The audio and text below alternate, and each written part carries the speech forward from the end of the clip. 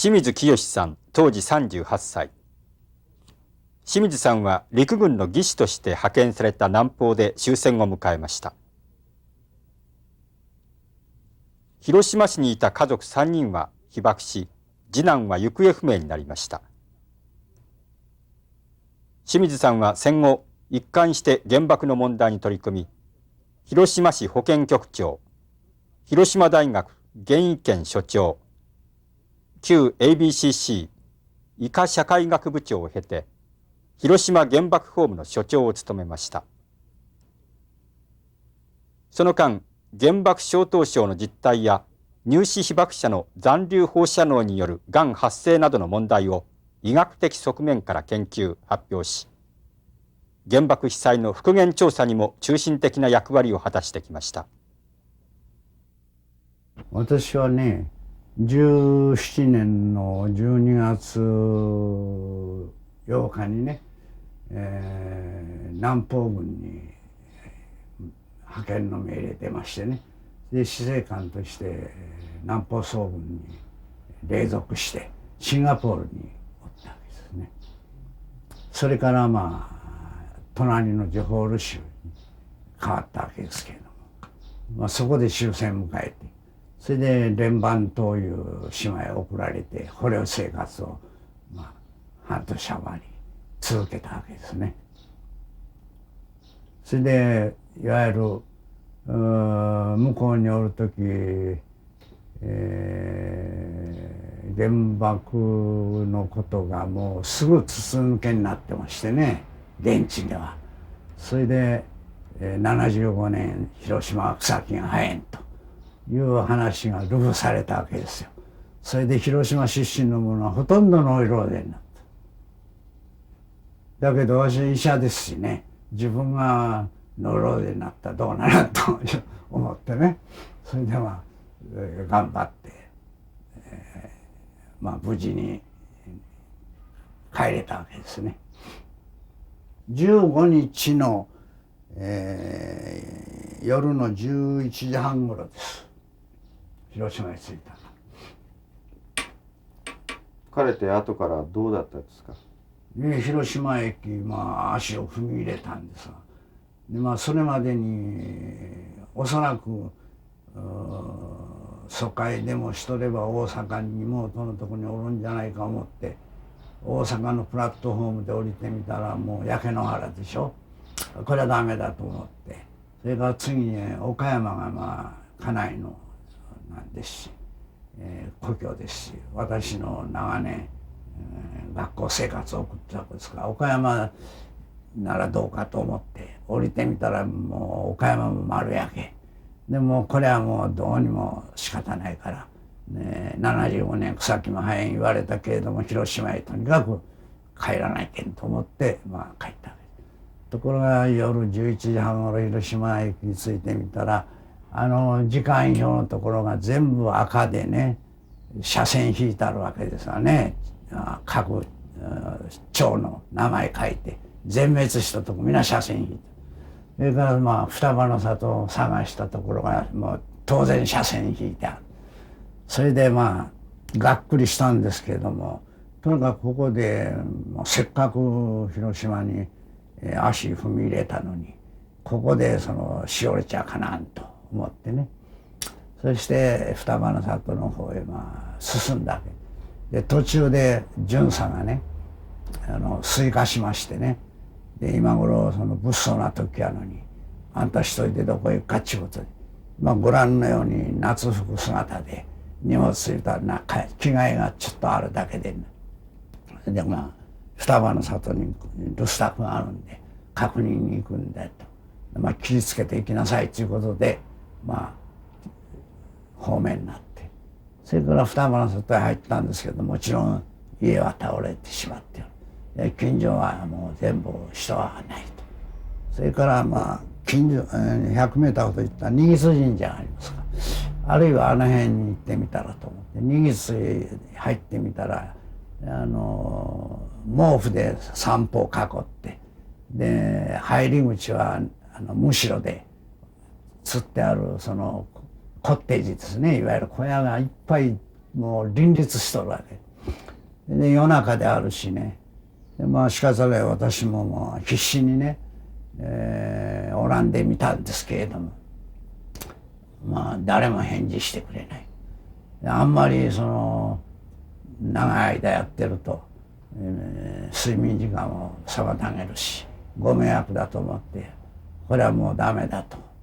いうことでね、なんか手がかりないかと思って常盤橋の方に出たわけです。ところが常盤橋のたもとに来てみると欄干はもう落ちてない。それから常盤橋の真ん中には大きな穴がいくつもこう開いておって渡れそうもない。それから覗いてみると下に円光川が猛烈に流れておって、月光でもう恐ろしいような関係でさね。でまあどうしようか思ったんですけど、まあとにかくその逓信局の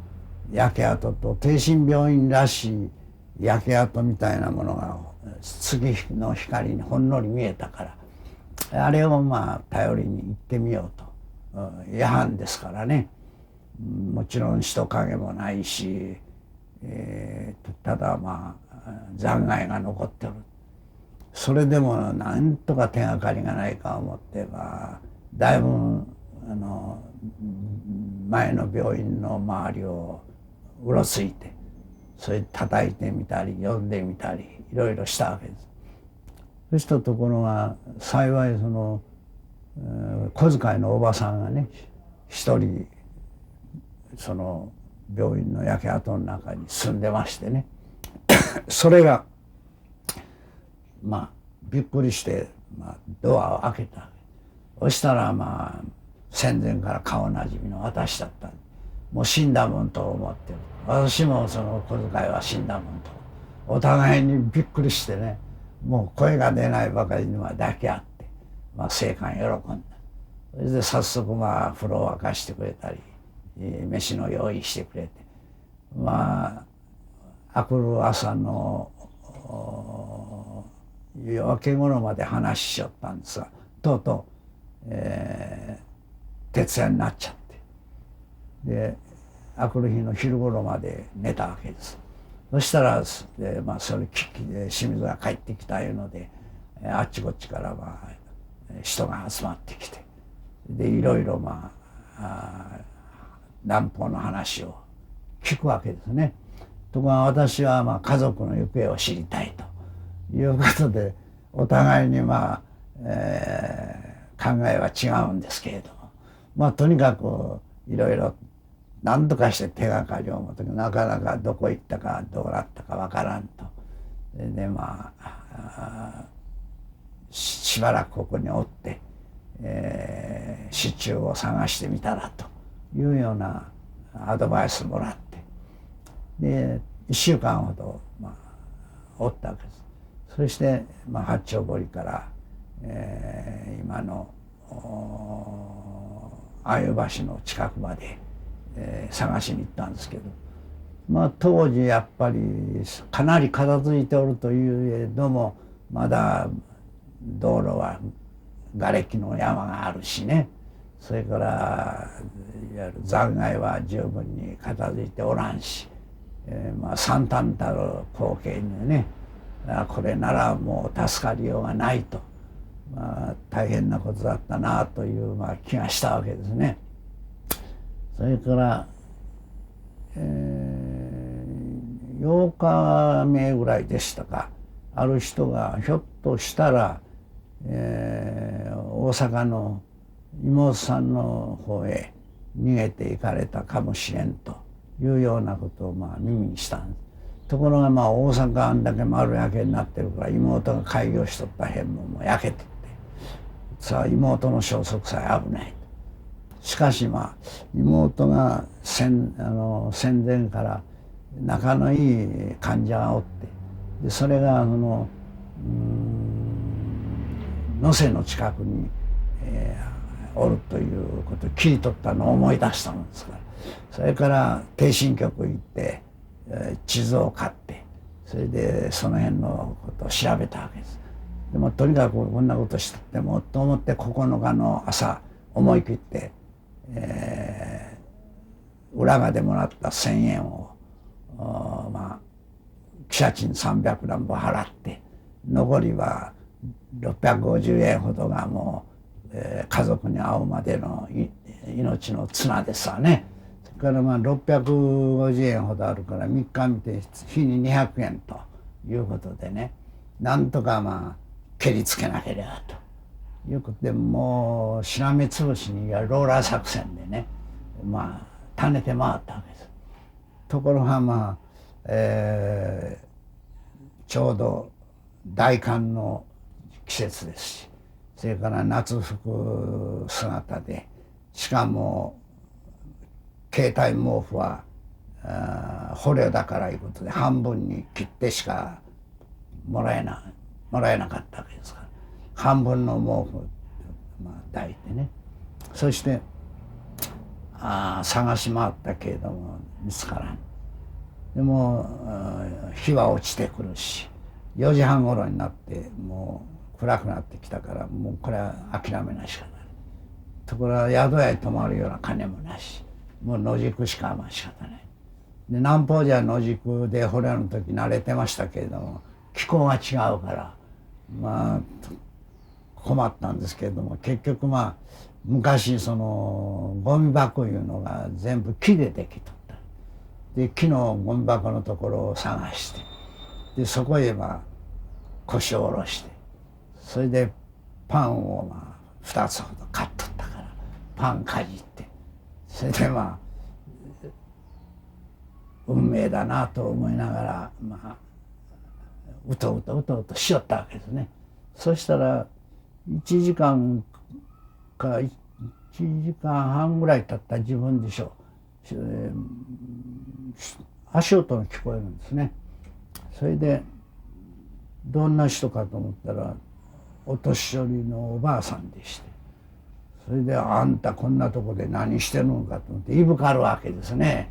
まあ泥棒でもやるんじゃないかも。いや実は高校で探してるんだけど見つからない。まあ泊まる金もないし、ここでは500回になろうと思っておるんですって話しちゃったら、まことに気の毒なことだと。でここじゃその外物ならすぐ分かると。しかし厄介になってる家の名前が分かればすぐ分かるんだけども、外物の入り込んだ人の名前じゃなかなか分からんと。だけどまあ外物が固まってるところいうのは大体分かってるから、こっから200メーターほど行ったところに、そういう固まっておる部落があるから、そこへ行ってみたらどうかと、こういうまあサジェッションをもらったわけです。でまあそのアドバイスを非常に感謝しながら、しかしもう足は棒のようになって歩けませんし、それから夜になってるから、それでまあ明日朝はそれじゃ探します言うたら、そんなのんきなことしとらんと、すぐあんたこれから行きなさいと、こういうまあ葉っぱかけられて、それからえらい激しいおばあさんだなと思ってね、思ったけどまあ仕方なしに、その時は、仕方なしにまあとぼとぼ探していった。でそうしたらちょうど家内が農家のことですから裏庭で飯炊くわけですね、外で。それで外のかまどで飯炊いてる後ろ姿見つけたわけ。それでびっくりしましてね、おばあさん神さんか仏さんかと思ってね後でね拝むようなことでね、それからまあ家族一緒になって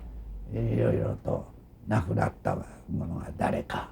それから残ったのは誰かというようなことでね、いろいろまあ話をして、奇跡のまあ再会というようなことでしたね。報道によって、広島が大変なことだということで、妹が、12、13日頃に広島にやってきて、そしてともどもに、次男の消息を探したと。で当時のまあ話を聞きますと、まあ至る所にまあブリキの上で人を焼いてる、姿、あるいは消火槽の中に人や水ぶくれになって死んでおる姿、あるいは元安川元安川等に死体がいっぱい浮いておって、で潮が流れると引くとずっと海岸の方へ行くし、また潮が満ちると戻ってくるというようなことを繰り返して死体が浮遊しておるという惨憺たる状況で、阿鼻叫喚の姿だったということですね。で自分、毎日探すために直旅履いて、爆心地の方へ行ったそうですけれども、直旅がもう暑くなって焼けてね、それでもうたびたび水で直旅を濡らさなければ通れなかったほどひどかったようです。しかしそれにしても、爆心地から300メーターぐらい以内にはなかなか入れなかったということで、3日ぐらい経ってからやっと爆心地の平和公園の方へ入ることができたというような状態だったらしいですね。その後広島大学のですね、原因研の所長なさってた当時にですね、爆心地の復元ということを運動としてなさってるんですが、これはなぜ始められたんですかね。それはさっき申しましたが、いわゆる県警の発表が7万人余りと。被爆死亡者が、市民の声はいわゆる被爆直後から20万人と。でそこにあまりにも開きが大きすぎるということと、それから軍関係の問題が十分に考えられておらないというようなことで、市民の本当のいわゆる被爆実態というものがつかまれてないと。被爆後20年も経っておるのに、被爆者の数字が国からはっきりと発表もされないと。でまた被爆者のいわゆる人間無視というような状態が浮き彫りにされたような報告も出ておらないと。でどこでいつどういう姿でどういうふうに死んだのか亡くなったのか、そういう実態は全くわからない。これではいわゆる誠に申し訳ないことだと。亡くなった人の本当の霊を慰めるために、あるいは家族の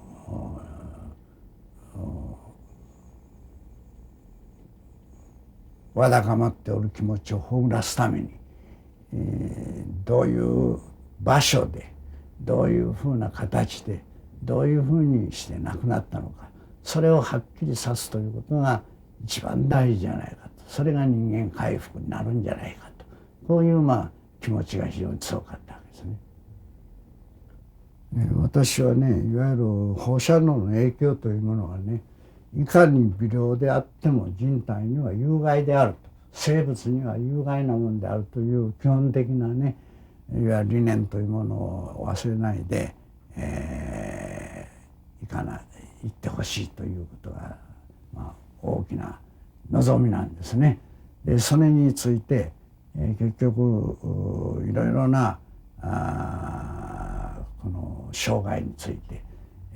高い線量被爆ばっかりその目についていわゆる研究対象になったり、あるいは発表されておるけれども、低いレベルのね、いわゆる放射能について誠に寂しい状況であるということからね、